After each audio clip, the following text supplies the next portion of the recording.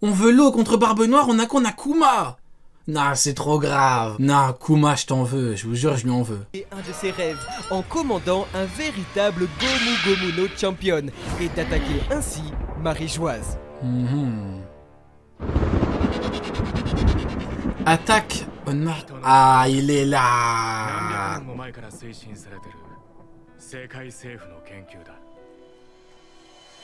C'est donc acté. Il y a 200 ans, un robot géant d'une hauteur de 60 mètres, muni de cornes, attaqua la terre sacrée de Marie-Joise, expliquant enfin la volonté du gouvernement mondial, craignant qu'un tel assaut puisse se reproduire, à créer une arme capable de rivaliser avec cette dite menace. La seule solution étant forcément la géantification artificielle. Quel flop, n'empêche. Le robot qui attaque, t'as quoi? T'as plus de carburant? Non, c'est trop grave. C'est comme si Mihawk, il partait combattre contre quelqu'un, contre Shanks à l'époque. Il arrive, il dit « Ah merde, j'ai oublié mon épée !» C'est trop grave. Quel flop le robot. C'est trop grave. Pour recréer la race des démons antiques, celle de Odds, celle des tireurs de continents, jusqu'à ce qu'un homme intervienne, jusqu'à ce que le génie Il est là. de Vegapunk... On n'a pas parlé de son chara-design d'ailleurs. Hein. Chara-design de Vegapunk, foutu Elbranstein, masterclass. Foutu Isaac Newton d'ailleurs, sur son crâne. Très bon chara-design. Hein. Beaucoup auraient voulu autre chose. Bon, écoutez, je vois pas trop ce qu'on aurait pu avoir d'autre ou de mieux. Rejoignent les rangs du SSG et créa en quelques années seulement ses premiers prototypes de géants. En effet, pour le scientifique, la solution au problème était toute faite. T'as l'air fatigué, ouais, je sors du lit là, je suis... j'ai fait un live parce que je voulais que ça me manquait, mais je termine et je repars là, je suis complètement KO là. Pour reproduire des géants... J'ai même pas fait de review, vous vous rendez compte, j'en ai loupé 2 je crois, 2 semaines, hein. J'ai loupé 2 semaines, je suis complètement... Ouais, mais bon, malheureusement, ça arrive, hein. Comme Roger. C'est vraiment, ça arrive malheureusement. Il fallait l'ADN des géants antiques. C'est donc grâce à la capture Oh, de comment ils l'ont mêlé. Kaido que Vegapunk, qui avait découvert le facteur de linéage, put extraire son ADN et tenter de reproduire des géants à cornes à partir de prisonniers d'Impel Down. C'est donc grâce au facteur de linéage de Kaido que Vegapunk put créer les Numbers, plus aboutis de ses prototypes à cornes, mais jugés... Bon, flop ou pas, il a utilisé le facteur de lignage de Kaido pour les Numbers. Flop, oui ou non? Vu la gueule des Numbers et surtout vu leur palmarès. Bon. Trop indiscipliné, Big flop, hein, franchement. dénué de toute intelligence. L'empereur dragon acheta cependant ses créatures Que du flop pour le moment. à Caesar Clown, assistant de Vegapunk à l'époque, afin de bâtir sur l'île du démon, ornée d'ailleurs d'un crâne de géant antique à cornes, son empire, où il eut plus tard une fille à cornes, hypothétiquement dernière héritier des démons. Il y a que moi que ça intéresse la mère de Yamato. Est-ce que je suis le seul qui aurait voulu voir au moins à quoi elle ressemble? Est-ce que je suis le seul ou non? J'aurais bien aimé voir avec Kaido, tu sais, une petite histoire et tout, comment elle a eu un enfant et tout. Je sais pas, c'est peut-être que moi. Antique, car surnommée la princesse Démon. Ah, les retrouvailles entre lui et Judge. J'attendais, et la page de couverture, on a eu typiquement du OP. Il a sauvé les enfants de Judge, il arrive, il combat avec lui, et probablement pro chapitre, ils sont en train de boire ou manger. C'est incroyable, mec. C'est comme la mère de Luffy, on s'en tape. Ah bah ok, il y a que moi alors.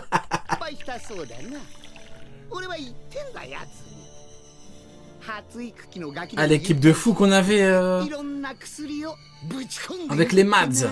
Continuant ses recherches sur la géantification pour le compte du gouvernement, Vegapunk dut plus tard rectifier les atrocités commises par son assistant Caesar Clown, qui s'essaya également à la géantification, mais sur des enfants. Étant parvenu à faire rétrécir les sujets âgés de 9 ans au chapitre 1061, il est donc fort possible que Vegapunk soit également en mesure de les faire grandir, amenant enfin à une géantification aboutie. Ainsi, il est très surprenant de constater qu'Eiichiro Oda dessina au chapitre 608 l'exacte même case qu'au chapitre 1067, sous-entendant que la volonté du gouvernement à créer des géants est en réalité... Non, pas nous, mais Oda s'en tape. Ah oui, bah oui. Bah oui, mon ami, tu as totalement raison, effectivement, il en a pas... Ouais, c'est vrai. Une réponse au traumatisme subi il y a 200 ans. Habilement, le mangaka renverse ses codes et nous comprenons qu'à toute action subsiste une conséquence au fil du temps. Ainsi, tout était sous nos yeux depuis Punk Hazard il y a plus de 11 ans, en commençant par le logo du laboratoire, un crâne avec des cornes. Ensuite, C'était quelque chose, hein. Zoro qui découpe le dragon, à l'époque, c'était quelque chose. Hein. le prototype de géant antique fut découvert à l'époque par l'équipage au chapeau de paille. L'archéologue précisait déjà que le crâne était trop gros pour être celui d'un simple géant. Enfin, le reste des Mugiwara avaient eux ouvert de leur côté la chambre froide du scientifique, contenant tous les géants ratés. Shiryu, le perso que tu veux le plus revoir, Shiryu mon ami, Shiryu Xebek. Quand je dis Shiryu, les gens disent oui mais non, qu'est-ce que tu racontes? Shiryu, le gros menton de Shiryu va hanter des nuits. Donc je veux être témoin du fait que ce gros menton va hanter beaucoup de nuits. Donc Shiryu.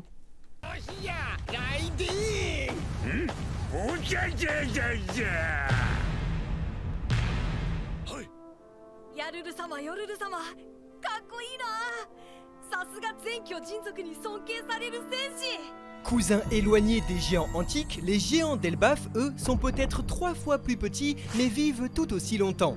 Du haut de ses 400 ans d'existence, Jarl fêtait déjà ses 200 ans lorsque le géant antique attaqua Marie-Joise. Aujourd'hui, l'homme le plus intelligent du monde fait part de son Elle est envie trop bien son design. qu'à Marie-Joise. Aujourd'hui, l'homme le plus intelligent... Pourquoi il y a eu des plaintes? C'est typiquement comme ça que... Ouais, qu'il faut qu'il soit en vrai, c'est trop bien.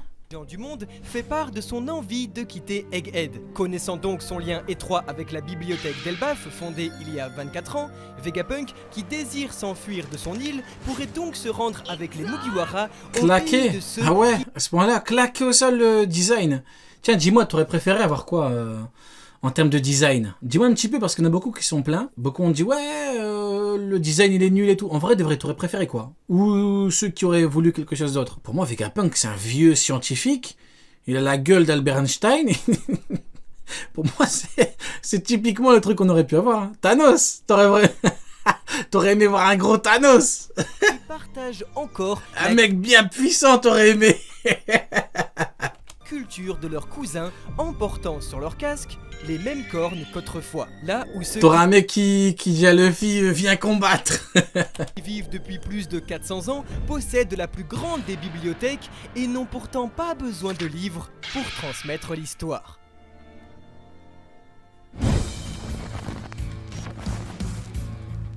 Ce qui est particulièrement réussi dans la saga finale de One Piece et plus particulièrement dans son arc de Egghead, c'est que ça installe la fin de One Piece tout en reprenant des éléments instaurés par le mangaka depuis des années. En vrai, il prend Rend- plus ou moins son temps. Hein. En vrai de vrai, au niveau des chapitres, on a quand même beaucoup d'infos au niveau des chapitres. Mais en vrai de vrai, il pourrait en donner plus. Hein. Mais bon, il va...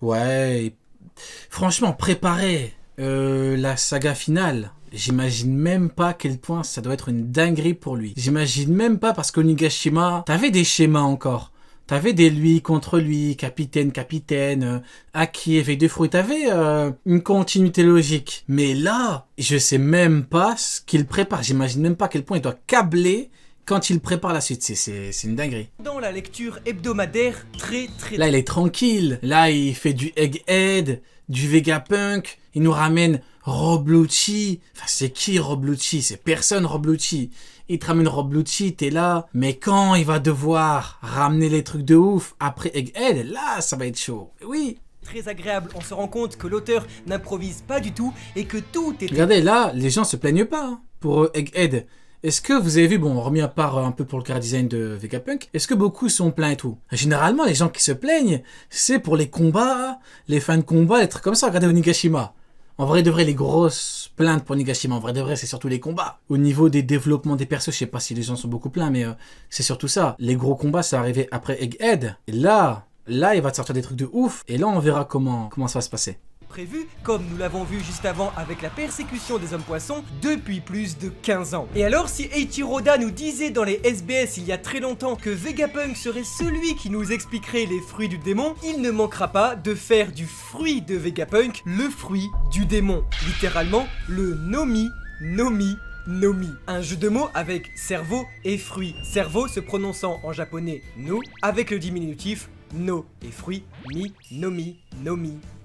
Le fruit du cerveau, ou bien le fruit du démon. Néanmoins, ce fruit reste le fruit du stockage. C'est ce qui permet à Vegapunk d'avoir un cerveau de plus en plus gros. Nous expliquant pourquoi Dragon disait oh oui, ton cerveau a encore enflé depuis là. D'ailleurs, l'homme le plus intelligent et tout, avec le fruit, est-ce qu'on peut considérer ça comme de la triche ou pas?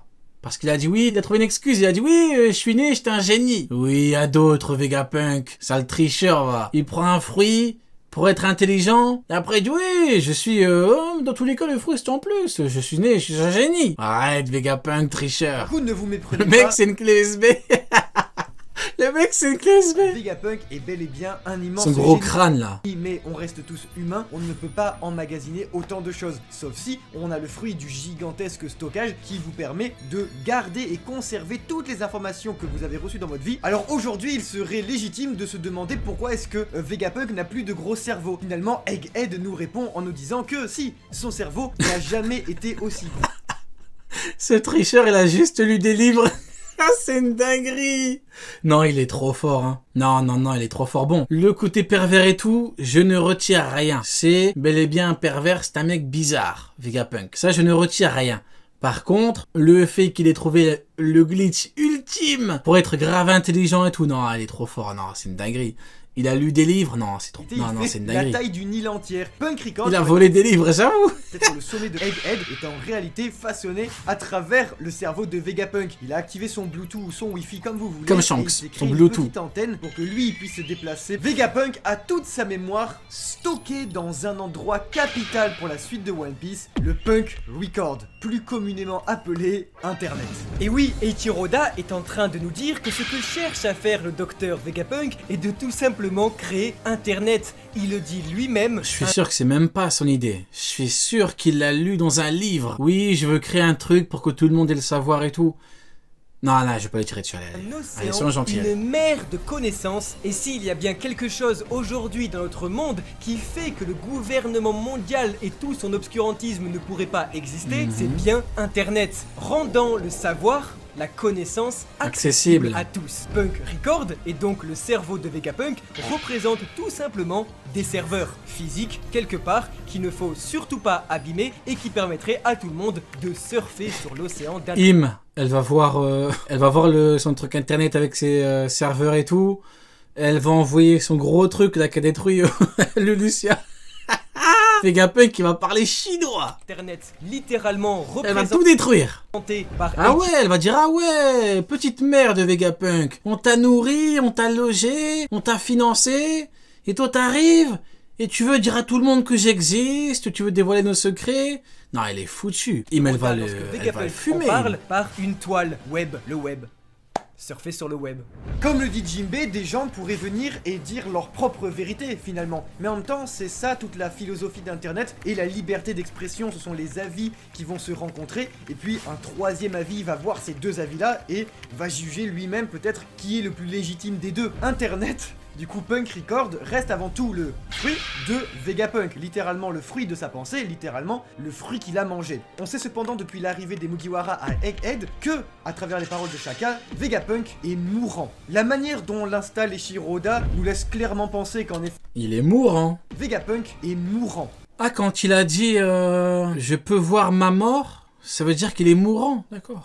La manière dont l'installe Eiichiro Oda nous laisse clairement penser qu'en effet, les Mugiwara et le reste du monde pourra profiter d'internet et de tous ses bienfaits dans l'univers de One Piece, même après Vegapunk. Mais alors comment tout cela va marcher si Vegapunk Tant mieux, t'abuses, non, t'abuses, non, meurt, ses non, satellites meurent. Mais alors, après ces satellites, T'abuses. qui connaît le mieux Vegapunk que Vegapunk x6 lui-même? Eh bien, je pense que ce serait Franky qui est le seul à avoir étudié, compris, réussi même à travailler les plans de Vegapunk en personne. Sur Balgimois. Est-ce que sur le devenir d'internet, on n'aurait pas ici notre modo Discord originel? Est-ce que Franky Moto ne Discord pourrait pas gérer originel. les serveurs d'internet? Est-ce que alors Franky ne serait pas le digne héritier de Vegapunk? Et du coup, si on parle d'une connaissance accessible à tous via un seul et même réseau, on peut pas s'empêcher. N'empêche, Jinbei, c'est typiquement le mec qui te casse ton délire. Vegapunk, il a dit, ouais, je vais faire internet. Qui lui a dit, ouais, t'es sûr, hein, parce qu'il y aura des avis, il y aura des Mihawk supérieurs à Shanks, c'est équivalent ce qu'il a dit, hein. En gros, il a dit, il y aura des avis de merde, en gros, ce qu'il a dit, Jinbei. Il y aura des Amuro égal Yonko. Comment il a cassé son délire, Jinbei. Liberté d'expression, Jinbei. C'est... Quel tyran, ce mec. De penser que cela va avoir un lien avec... Oui, ils ont tort, Jinbei, oui, tu veux qu'on te dise qu'ils ont tort, ils ont tort. Mihawk, c'est une fraude, donc évidemment qu'il a pas le niveau de Shanks, évidemment. Oui, évidemment que les Amuro peuvent avoir le niveau Yonko, évidemment, Jinbei, oui, mais laisse-le au moins s'exprimer. C'est une dinguerie, de casser le délire des gens, Jinbei. le One Piece. C'est Et grave. qu'il ne serait pas étonnant qu'à la toute fin du manga, les Mugiwara ne découvrent pas le One Piece tout seul, mais bel et bien connectés au Punk Record, grâce à Franky, qui serait la nouvelle antenne de Vegapunk. Ça lui Attends, tout le monde va découvrir le OP. T'imagines tout le monde a risqué sa vie et tout. Et en fait, du coup, il aurait permis au monde de savoir ce qu'est le OP. Ouais. terriblement bien. En découvrant donc le fameux trésor de Goldie Roger et le secret et absolument toute la dinguerie, Luffy pourrait faire un live stream qui pourrait être stream sur Twitch. Ce serait mon chat là, ce serait écrit foutu stream, foutu Mihawk, œil de pois chiche. Et dire à tout le monde... Le meilleur chat de France, ça bouge pas.